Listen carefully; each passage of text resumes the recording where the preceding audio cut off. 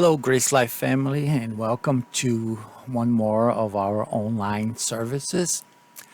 This past Sunday, we had all the intentions of having our service, our streaming live simultaneously of what was happening there in the building and those in the internet. But unfortunately, although we had everything planned and we made all the tests the day before and even early Sunday morning, when it came to the time to broadcast the service, something didn't go right, and we were not able to do it and not even to record like we were doing the weeks before, so you could have the service from the week before. So I'm doing all this for you, for those of you who are still unable to be with us in person. Also, those who are friends of Grace Life Community Church, who are not in the Tampa Bay area and are able to physically be with us. So we hope you enjoy this service. We'll have some songs that have put together by our praise team, and I will be sharing with you the same message that I share with those who were in person last Sunday.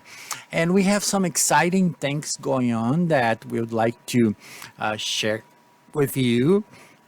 First, our give thanks by giving back. We are doing something new and something different in our Thanksgiving Eve service. It's going to be drive-in. You come in, you park your car, you tune your radio on, and we will let you know which station you should tune in, and you will be able to hear me and the music and everything on your car radio. We'll have music, testimonies, and the testimonies will be done in a simple way. If you'd like to express to everybody present there a thankfulness for something specifically, you just call my cell phone and I will pass on your message to everybody. We will also have a short message based on a video, and all of that happens Wednesday, November 25th. That's tomorrow. At 7 p.m. It's going to be short. We don't plan to go more than 30, 45 minutes at the most.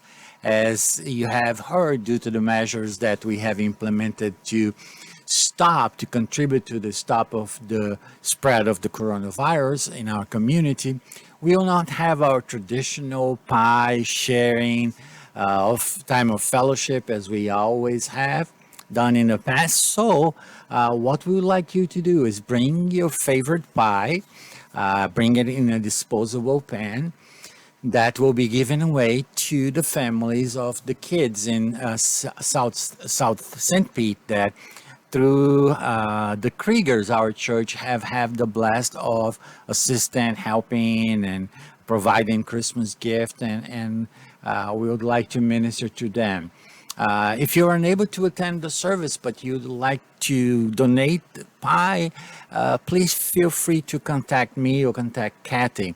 Also, someone said, why can't we bring other things? And of course you can. If you have other items that you think that can be put together in a little care package for these families, feel free to bring anything you would like for tomorrow night, and we'll provide a place for you to put those things.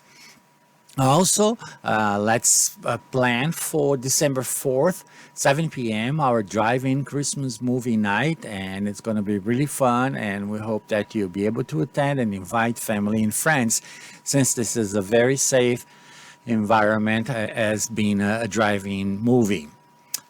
We had this past week our first online Portuguese service, and we had issues with Facebook. We were not able to stream through Facebook, but we did through YouTube, and we pointed everybody to YouTube. And at the last count I have checked, we had 45 views, because some people watch live and others watch later. And so next Sunday, this coming Sunday, we'll have our second Portuguese service.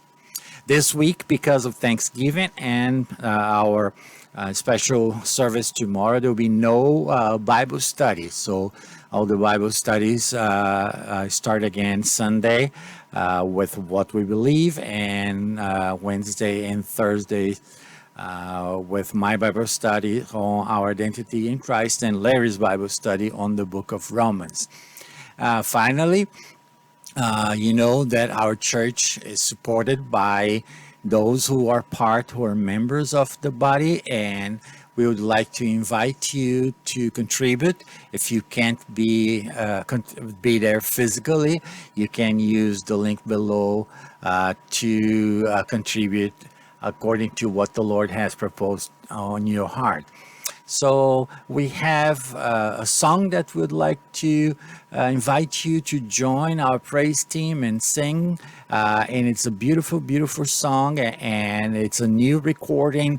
It's the song Amazing Love.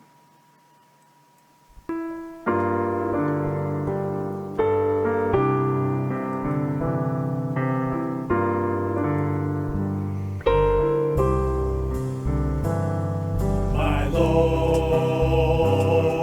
what love is this that pays so dearly, that I, the guilty one, may go free?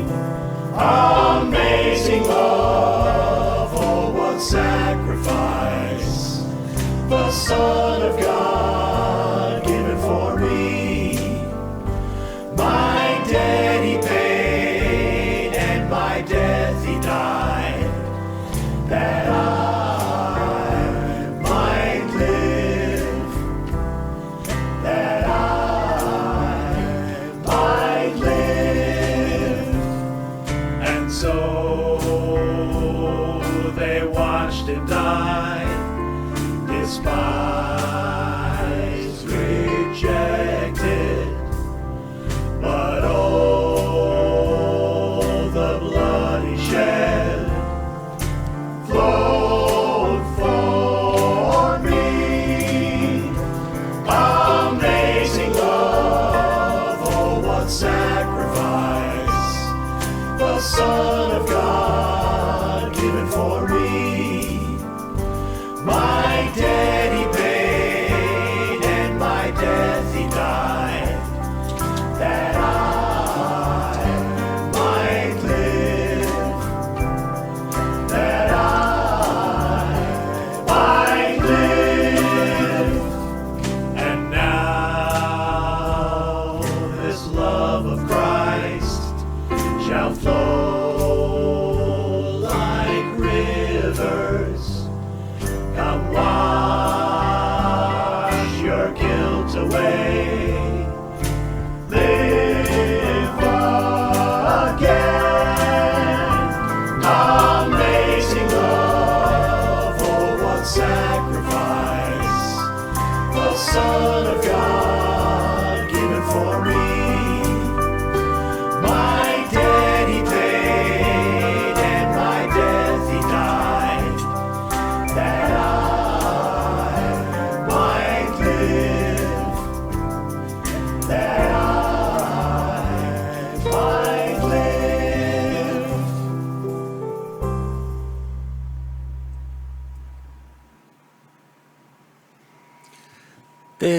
Today I want to share with you a message that is not on our series on the book of Philippians, because this is Thanksgiving week, and I would like to preach or to share with you a special message on the idea of thankfulness. And I title my message, How to Be Thankful Even in 2020. And we can even go a little further, and I could title my message in a little different way and call it Why 2020 is a year to be thankful. So either way, how to be thankful even in 2020, or Why 2020 is a year to be thankful will help us to think of how we're going to celebrate Thanksgiving this year. A few years ago, I was in a grocery store and was Thanksgiving Eve, and I overheard a woman speaking on her cell phone. Visibly annoyed, she shouted, "How many times do I have to tell you that I don't celebrate Thanksgiving?" You know, as I left the store, I couldn't avoid but wonder her reasons for not celebrating Thanksgiving. Could it be that she does not have any reasons to be thankful for? Or maybe she just does not admit that whatever she has comes from God? In other words, is this woman unblessed or ungrateful? And I will never know because I don't think I will ever be able to talk to that woman and ask her reasons for strongly rejecting the idea of celebrating Thanksgiving. I don't know about you, but I personally don't know anyone else like that woman. I don't know anyone else who is principled against Thanksgiving, that has a philosophical, a principle, a based rejection of celebrating Thanksgiving. However, I can say that I know many people, including myself, who sometimes, under certain circumstances, do not feel like giving thanks. You know, I wonder if we have ever experienced a time when people are less prone to be thankful as right now. 2020 has been a very strange year. Our sense of security and normalcy were disrupted by a tiny virus that came from far, far away and dropped right in our backyards. Besides the pandemic and the economic consequences and hardships resulting from the measures to contain the virus, 2020 was the year of impeachment proceedings, racial tension, a very nasty election process. And of course, we cannot forget the more than 250,000 empty chairs around tables across America this Thanksgiving. So, for many of us, 2020 has not gone the way we wanted to. However, that does not mean we should not or we could not be thankful. By definition, thankfulness, gratitude is a mental and or verbal expression of one's acknowledgement and appreciation of God's person, God's grace, God's blessings, and God's sovereignty.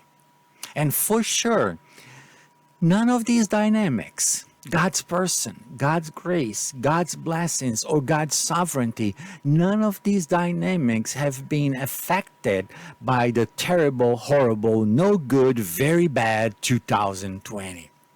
So my hope today as I share this message with you is to help you and to help me, as a matter of fact, to be thankful even when the circumstances do not seem conducive to thankfulness. And I think most of us, if we are honest, we would say that 2020 has been a year that would give us reasons not to be that thankful. So let me share with you a few principles to help us to be thankful even in 2020.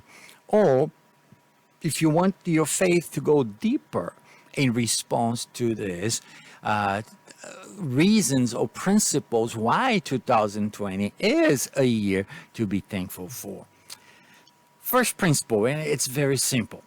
When I decide to be thankful, in spite of my circumstances, I highlight what I have rather than what I do not have or what I have lost. When I decide to be thankful in spite of my circumstances, I highlight what I have rather than what I do not have or what I have lost. So, if you think about it, When you see from this prism, when you see from this perspective, gratitude or thankfulness is akin to contentment.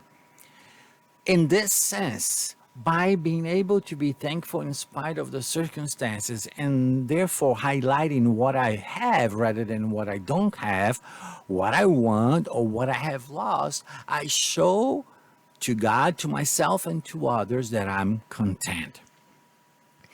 I think if there is one Bible character, if there is someone in the biblical record that is the embodiment of gratitude and contentment, is the Apostle Paul. He suffered so much for the cause of Christ, but he was able to find satisfaction even when he was in need. Look at Philippians chapter 4, verses 11 through 12. Philippians chapter 4, verses 11 and 12.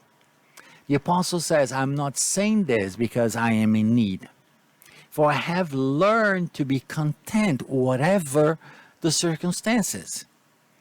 I know what is to be in need, and I know what is to have plenty.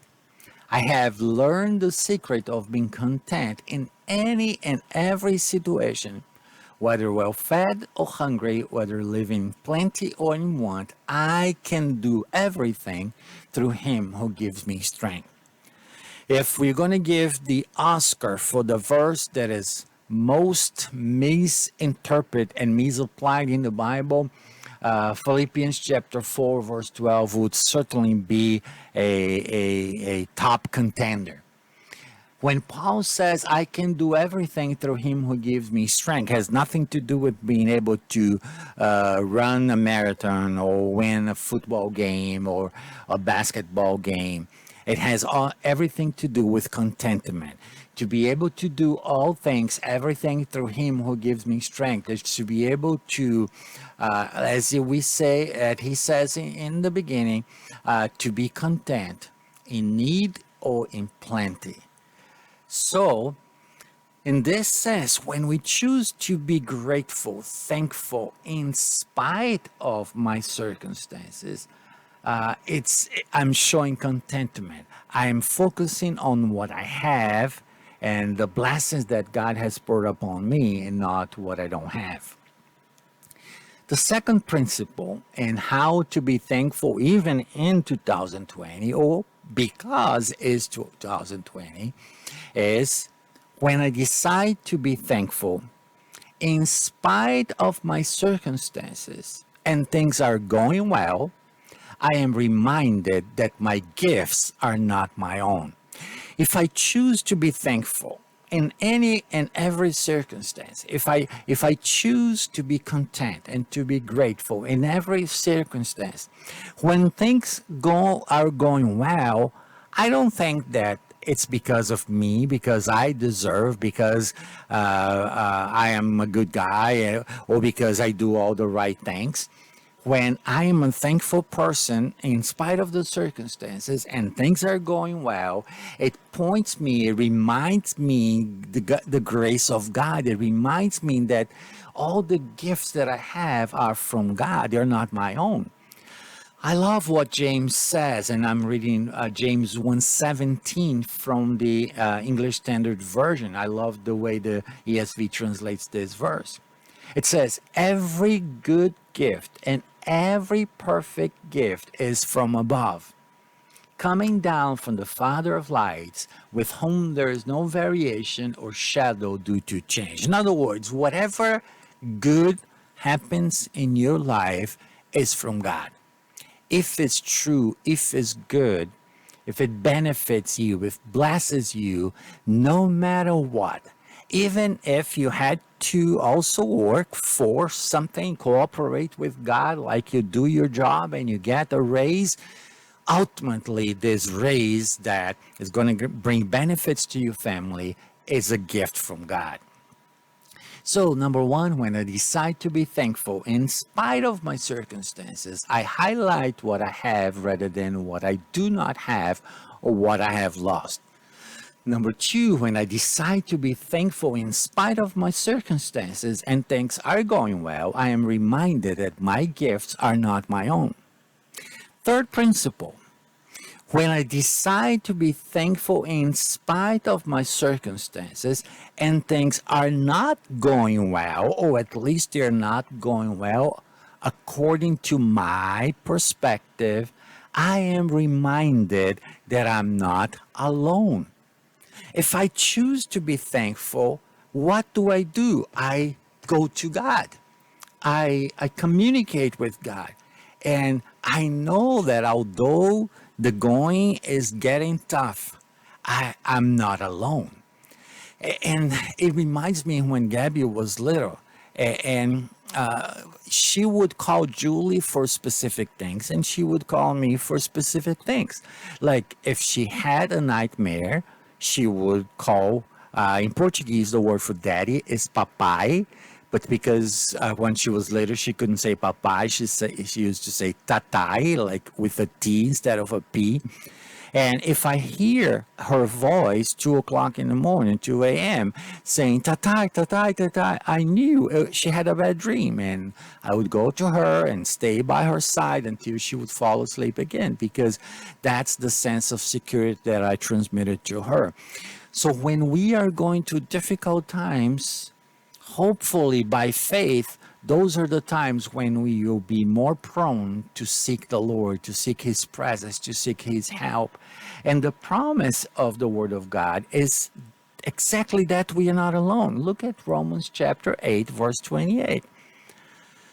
This is one of those verses that a lot of people know about, and sometimes it's badly translated and badly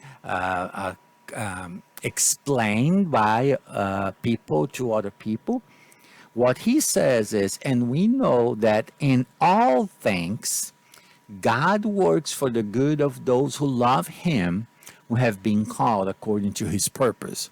Not that all things work together for good, as some translations have chosen to translate, but that God sovereignly continues to act and work in power, in love, in righteousness, and holiness, all His attributes.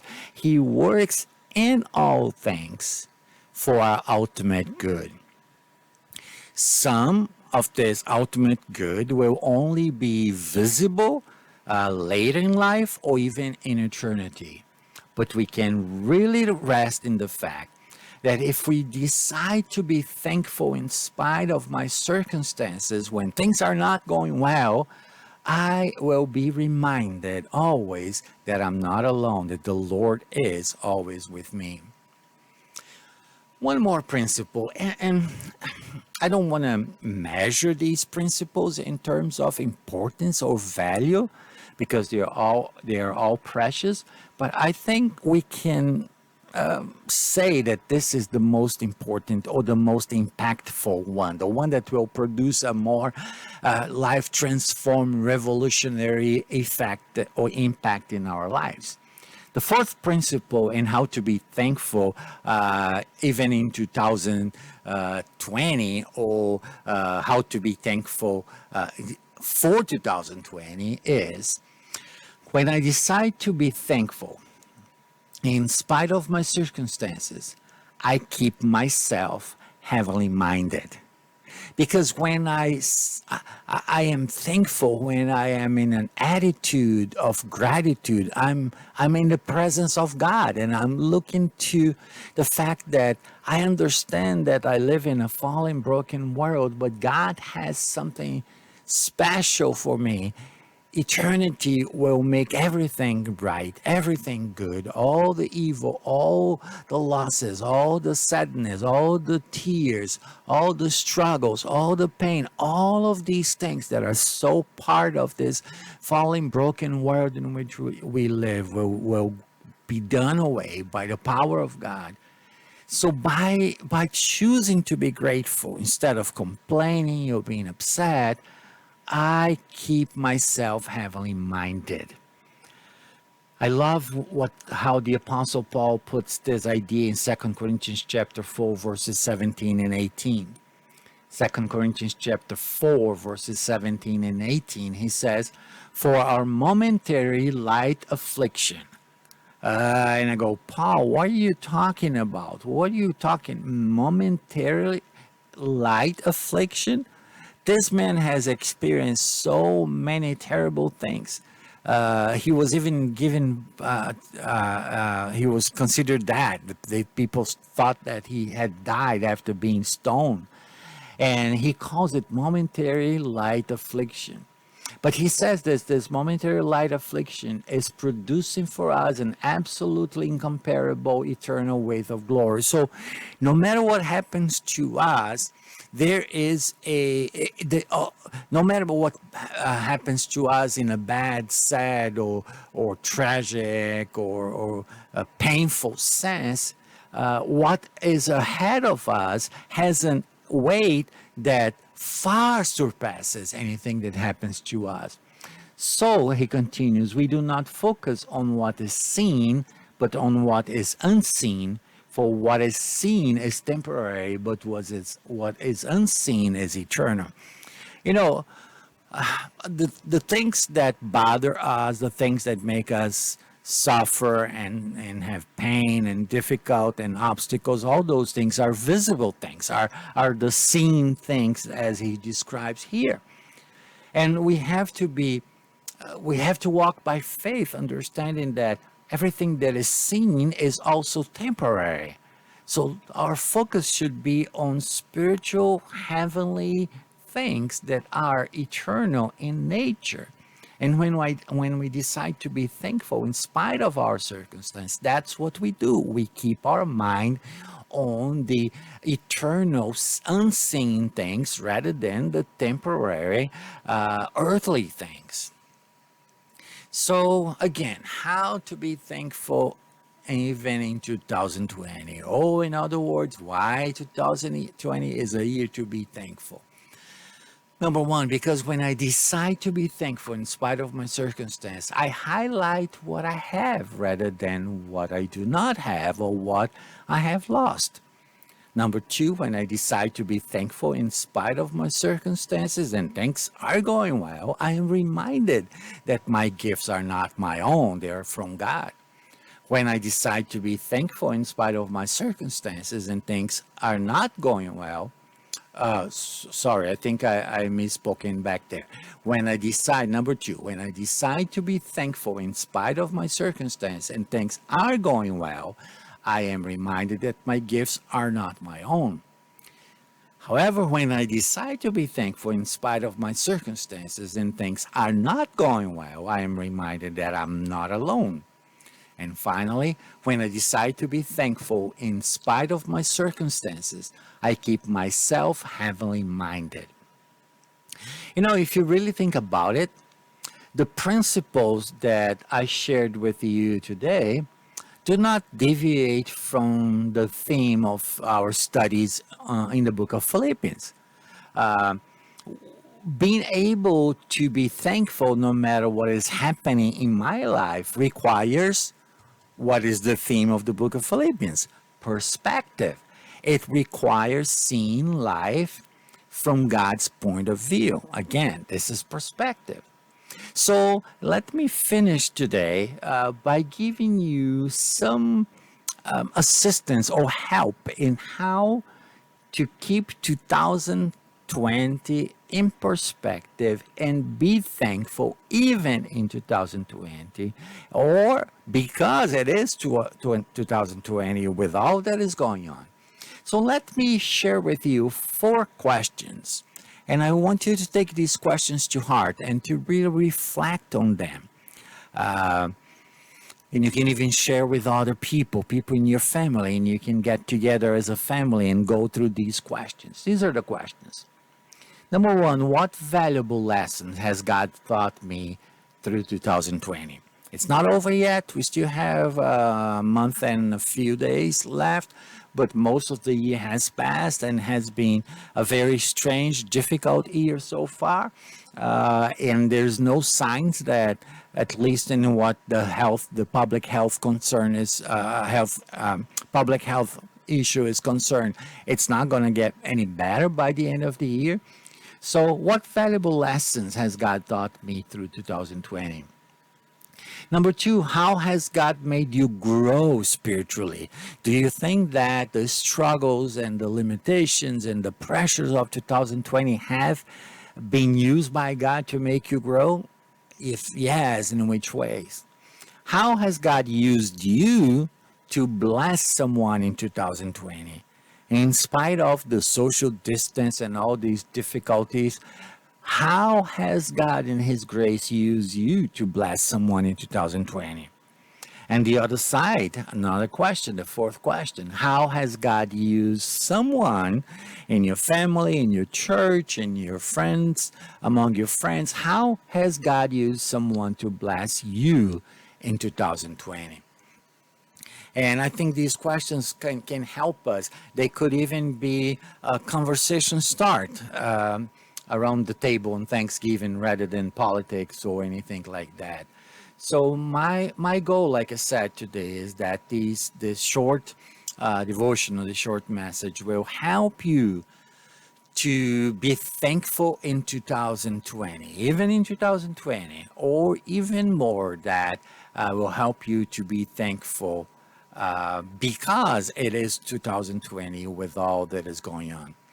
I would like to share with you another song that was put together by our praise team. It's a beautiful song called Above All, and it's a good reminder that we all need these very difficult, strange days about the fact that the Lord is above all things, in power, in love, and mercy, and compassion. May the Lord bless you greatly today. Again, we apologize for the fact that we were not able to stream the service Sunday morning, but I hope that the special issue, the special little service that I prepared for you will be a blessing in your life.